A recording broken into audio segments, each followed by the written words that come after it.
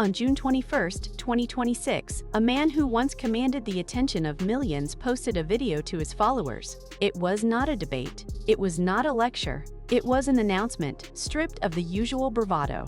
He was pleased to let them know, he said, that he would be releasing a lecture a week from his extensive tour archive.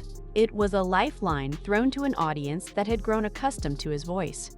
But it was also a confession. This allows me to do something interesting and useful, he said, while I'm otherwise incapacitated. Incapacitated.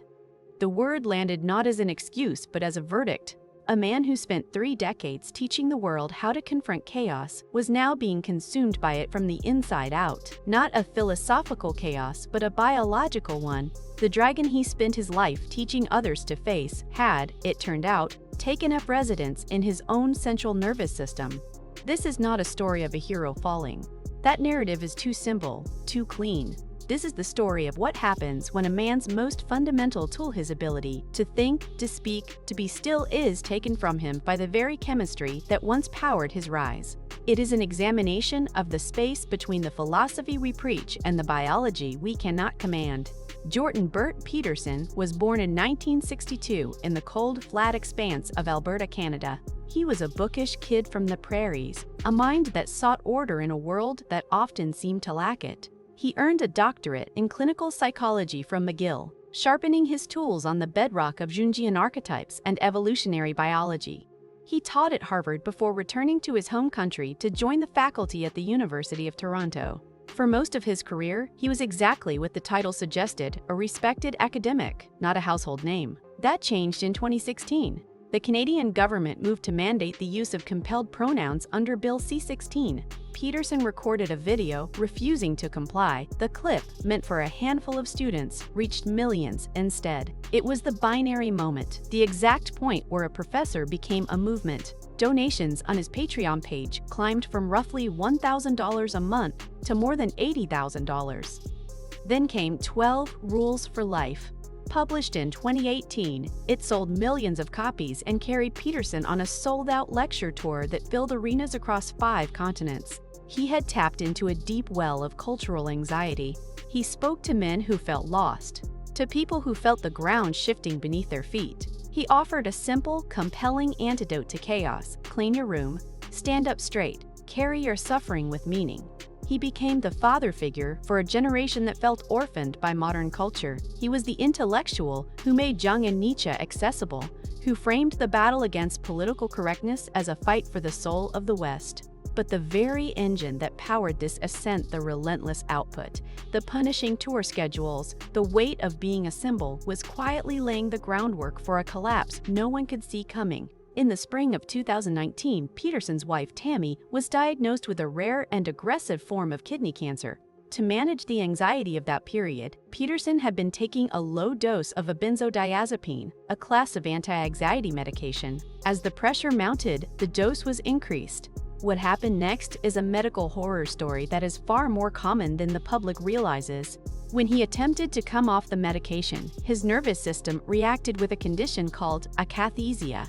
It is a state of relentless, full-body restlessness, an inability to sit still, to find any position that brings relief. It is described by those who suffer from it as a feeling of internal terror, a constant urge to move that makes stillness, the most basic act of self-control, physically impossible. For a man whose entire identity rested on discipline and order, it was a uniquely cruel unraveling. He was hospitalized in Russia and then Serbia, and at one point, doctors placed him in a medically induced coma to try and reset his nervous system. It was a last resort, a desperate measure. The years that followed were a cascade of crises. He contracted COVID-19, developing pneumonia. Then, in the summer of 2025, came a new diagnosis: chronic inflammatory response syndrome, or CIRS. His daughter, Michaela, explained it was triggered by mold exposure in a house they were clearing out. The condition, which affects roughly 1 in 4 people who carry a genetic inability to clear biotoxins, flooded his immune system, leading to multi-system inflammation, then pneumonia again. And this time, it progressed into sepsis, a bloodstream infection that can shut down organs one by one. He was admitted to intensive care, where he spent weeks on a ventilator. He survived, but the survival came at a cost. The extended period of immobility triggered critical illness polyneuropathy, nerve damage that meant he had to relearn how to walk, how to hold a cup, how to stand. By the spring of 2026, his family revealed the truth that had been hiding in plain sight. The condition he was fighting was not a new one. It was an old neurological injury that had never fully healed. The akaphasia, the relentless restlessness that had nearly destroyed him in 2019, had returned. Tammy Peterson, his wife, told the New York Post that he was in another realm of pain. She described his mornings as brutally painful. The man who told millions to get up and make their bed, to impose order on their immediate surroundings, now found that the morning itself was the single hardest part of being alive.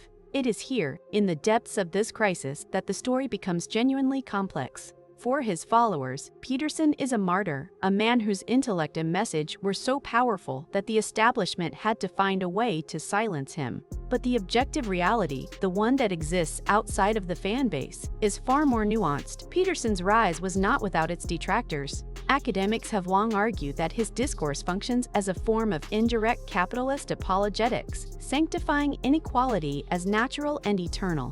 Others have pointed out that while he claims to be a defender of classical liberalism, his rhetoric often aligns with the far-right elements that thrive on his content. Critics have called him a bad and lazy thinker and a symptomatic figure of a generalized decline in the quality of public intellectuals. The tension at the heart of his philosophy is this. He argues that the individual bears the ultimate responsibility for their own life. That order is achieved through discipline and personal sacrifice. Yet, his own collapse was triggered by a cascade of factors that were almost entirely outside his control. A rare cancer diagnosis, an iatrogenic injury from a prescribed medication, and a genetic predisposition to a rare immune condition. There is an uncomfortable irony here. For years, Peterson has been a vocal critic of the chemical imbalance theory of mental health, arguing that it is a convenient fiction peddled by pharmaceutical companies. He has argued that depression and anxiety are often symptoms of a life that is out of order, problems to be solved through behavioral change.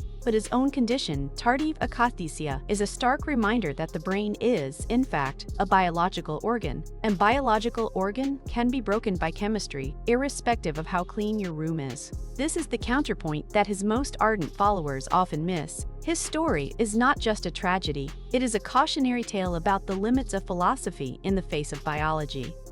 It raises uncomfortable questions. If Peterson, with all his intellectual rigor and discipline, could be brought to his knees by a medication he was prescribed, what hope is there for someone with far fewer resources? The very tools he gave the world, the rules, the order, the insistence on personal responsibility could not save him from this.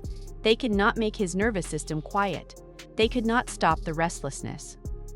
His own body became the chaos he had spent his career trying to subdue, arguing back in a language that did not care how many books he had written. So, what is left? The institutions he built continue to operate. His podcast releases new episodes hosted by others. Peterson Academy, his online education platform, carries on under his daughter's management, and every Sunday, his voice returns to the people still listening for it, one archive lecture at a time. He is a man missing the conversation itself. Tammy said he misses the opportunity to weigh in on societal issues, the ability to argue, to debate, to be heard on the things he cared about. A man who built an empire on having something to say is now defined more than anything else by the things he can no longer say.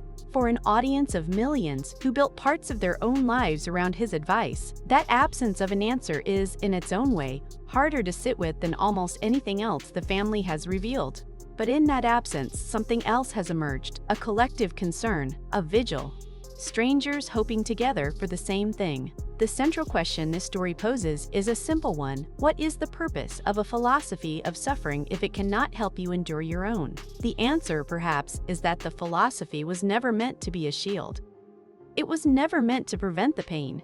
It was meant to give you a way to carry it. Jordan Peterson taught a generation that meaning is found in the largest burden a person can carry.